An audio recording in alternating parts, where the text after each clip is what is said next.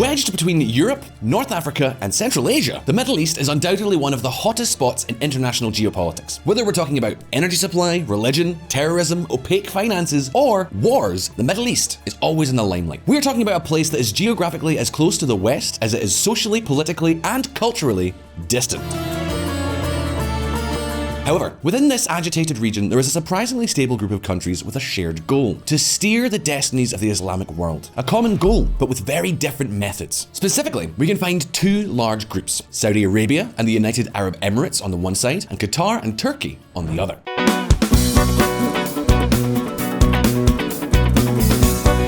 VisualPolitik fans, the Qatar-Turkey alliance is precisely the latest great alliance, the latest great entente to be forged in this troubled region of the world. And take note, because apart from Iran, the rivalry between these two major groups is so great that we could almost call it a real conflict, a sort of Arab Cold War. For example, the savage boycott with which the Emirates and the Arab nations punished Qatar between 2017 and 19 was perhaps the most prominent example, but by no means the only action in this particular Arab Game of Thrones. So what exactly is the alliance between Turkey and Qatar based on? What interests are they pursuing? And perhaps the most important question of all, what on earth distances them from the two largest monarchies in the Persian Gulf? You want to know more? Let's get cracking.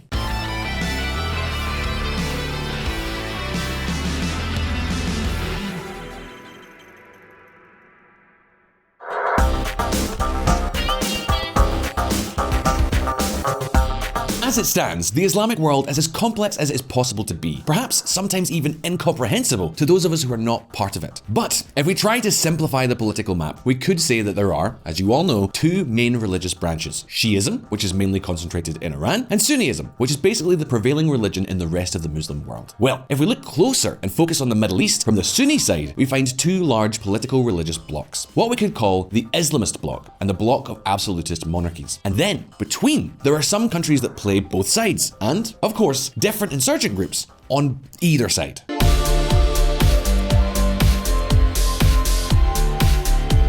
The Islamist bloc is led primarily by Qatar and Turkey, and the political insurgent faction that these countries finance, promote, and help in every conceivable way possible is known as the Muslim Brotherhood, an organization that plays a key role in this whole story. Then, on the other hand, the group of absolutist monarchies is led by Saudi Arabia and the United Arab Emirates, although Bahrain is often included, and by affiliation and alliance, so is Egypt. These are the two alliances that are currently splitting Arab politics right down the middle. Now, what exactly does each group stand for? What is pitting them against each other? And, let's be honest, another important question: why should we even care?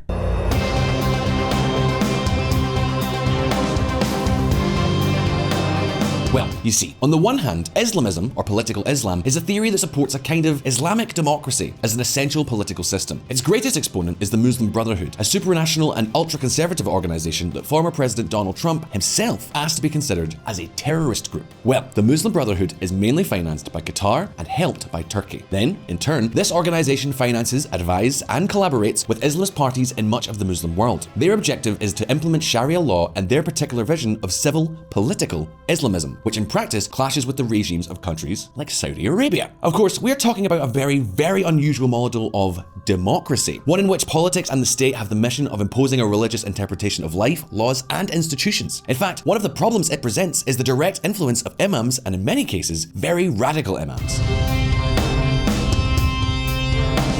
In contrast to this is the theory of Saudi Arabia and the United Arab Emirates, whose political system is based on a royal family that is supposed to be able to keep religious radicalism under control. And that is exactly what Mohammed bin Zayed, Crown Prince of Abu Dhabi and de facto ruler of the United Arab Emirates, is defending tooth and nail. He's probably the most powerful Arab leader in the world right now.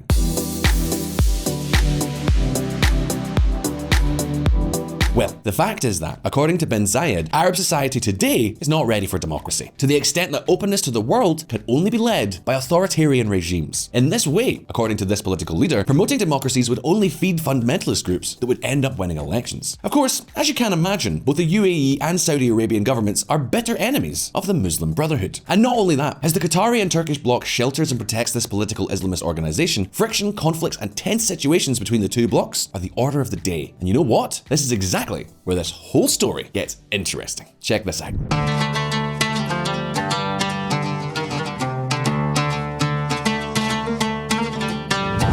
an alliance to control them all.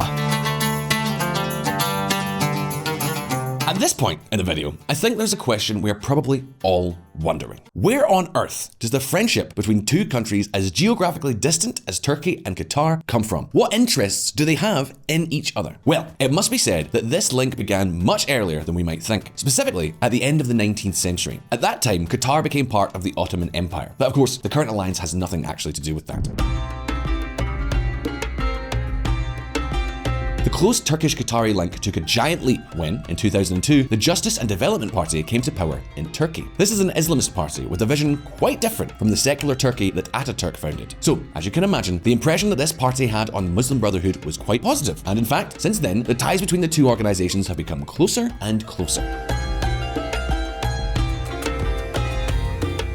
And at this point, I ask you another question. Who do you think is the main sponsor, financier, and promoter of the Muslim Brotherhood? Qatar. But be careful, because this issue, let's call it political or ideological, is not the only one that has conquered the Turks. Next, we have to reckon with Erdogan's own ambition, because that's no secret. The Turkish leader's fantasy is to turn Turkey into the major Sunni power in the Muslim world, a position that is currently shared between Saudi Arabia and the United Arab Emirates, a position for which Turkey needs to extend its tentacles, particularly in the Persian Gulf. And that happens only and exclusively through Qatar, the rebellious black sheep of the Arabian Peninsula. And of course, some of you may be thinking, but how is this possible if Turkey and Erdogan wanted to join the European Union? Even Mariano Rajoy, the former president of Spain, once crashed a rally in favor of Erdogan. Rajoy ends up at a rally of Erdogan's Islamist party after inaugurating a subway line in Ankara. So, how on earth can it want to become the great Sunni power of the Muslim world and, at the same time, want to be a part of the most influential supranational organization in the West? Well, this is where we get into the two-faced game that Erdogan has played, and to some extent continues to play, practically since the moment he came to power in 2003. At that time, both Turkey and Qatar managed to portray an image to the West of two examples of models of modernization and openness in the Muslim world. Turkey was considered by Europeans to be the living proof that a country with a Muslim majority could become a genuine, consolidated democracy. This gave it an important international role. For example, it became the mediator of some of the most serious conflicts in this part of the world. Then, for its part, Qatar became the main connection, the main bridge between the West and some radical Islamist insurgent groups, as well as tyrannical governments of all kinds. For example, Qatar participated in mediations between Hamas, Fatah, and the State of Israel, between Saddam Hussein and the United States, and between Lebanon and Hezbollah, among many other groups.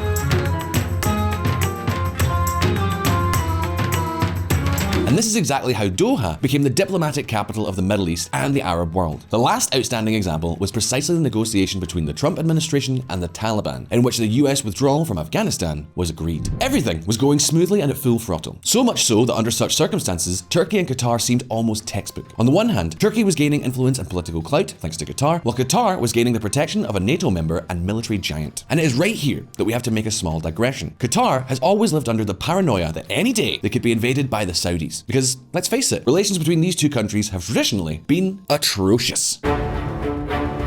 There was even what has become known as the Qatari-Saudi proxy war, a kind of cold war or latent conflict in which each country used third parties to do each other's dirty work. We're talking about terrorist gangs, political parties, and religious movements that were in charge of the dirty work. But of course, Qatar is much, much smaller, so there was always the fear that one day Saudi Arabia would send its army to occupy the emirate. And precisely to avoid that, Qatar needed an ideological ally that was large, relatively rich, and militarily strong. Ta-da! Enter Turkey.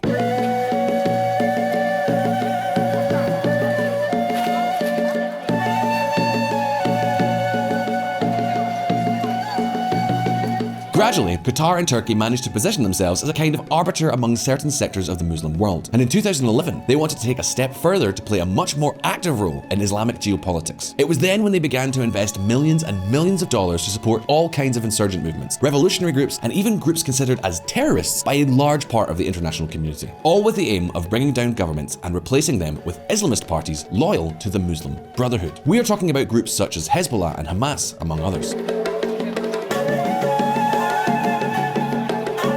Any bets on what the outcome of all of this was? Exactly, it was the Arab Spring. The Arab Spring was a series of revolts that spread throughout the Arab world and were interpreted in the West as a popular uprising against despotic and corrupt rulers. However, everything indicates that these revolts were promoted and financed by Qatar and Turkey. And in fact, they used so many resources and the success was so great that suddenly the governments of Saudi Arabia and the United Arab Emirates began to be seriously worried. Would they be next to suffer the consequences? This is exactly how the two Persian Gulf monarchies, joined shortly afterwards by Bahrain and Egypt, formed a four-way alliance known as the Middle East Quartet.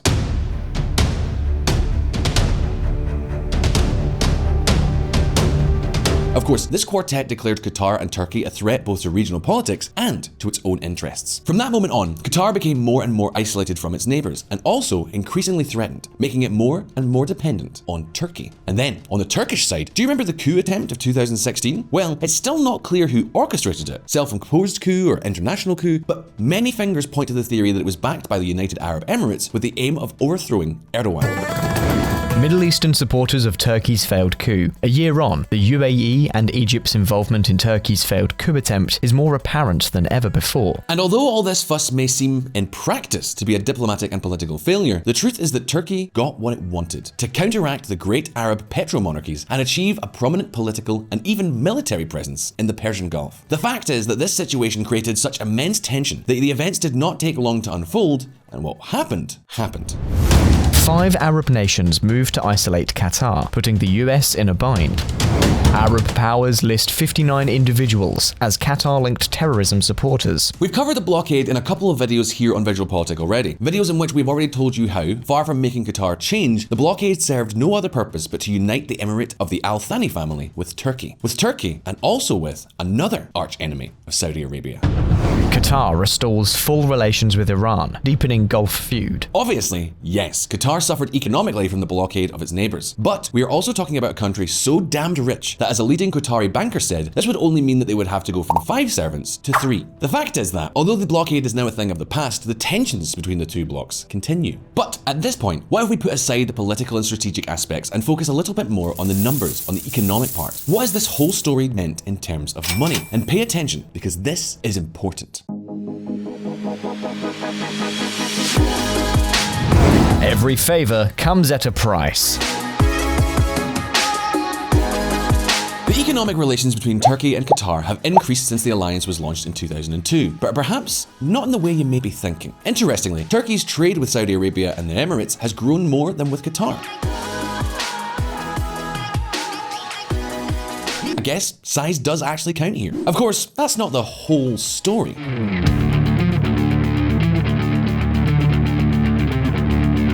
Qatar and Turkey have signed significant agreements on tourism, investment, and defense, especially in defense, where important arms contracts have been sealed. In addition, Qatar has not hesitated for a moment to provide enormous economic support to its ally during the crisis that both the Turkish economy and the lira itself have been weathering since 2018. To give you an idea of the magnitude of what we are talking about, between 2018 and the end of 2019, Qatar has contributed about $20 billion to rescue the Turkish economy. And that's not all. In mid-2020, in the midst of the coronavirus pandemic, Qatar signed a $15 billion currency swap agreement with Turkey to resuscitate the finances of the Erdogan government. In practice, many experts suggest that this economic assistance is nothing more than a kind of compensation for the increasing protection that Turkey is giving to Qatar. And wait, because there is more.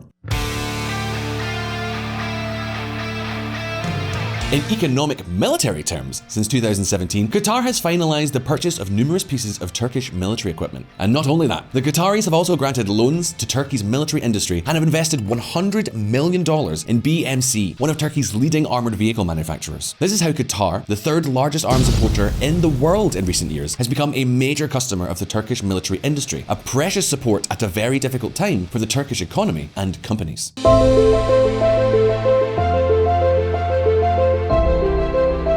Some would even say that it's a lifesaver. By the way, before finishing, there is one thing we cannot forget. Within the umbrella of protection, Turkey has opened its own military base in Doha, the capital of Qatar, a facility designed to house a permanent contingent of 5,000 soldiers. So you see, this is the great alliance that has been born in the Middle East, an alliance that, at all levels, seems to be here to stay. But having said that, it's your turn. Could there be an open military conflict between Turkey and the two great Arab powers of the Persian Gulf, Saudi Arabia and the Emirates? Will Qatar continue to support groups like the Muslim Brotherhood? Leave us your answer below in the comments. We hope that now you can better understand the political situation in the Middle East. And if you found this video interesting, don't forget to like and subscribe. And remember, if you want to check us out, you can always do with our new videos every week, and you can contribute to help us making this kind of content in the future. You can check us out our Patreon below. We'll leave you a link in the description. Once again, thanks for being with us. All the best, and I'll see you next time.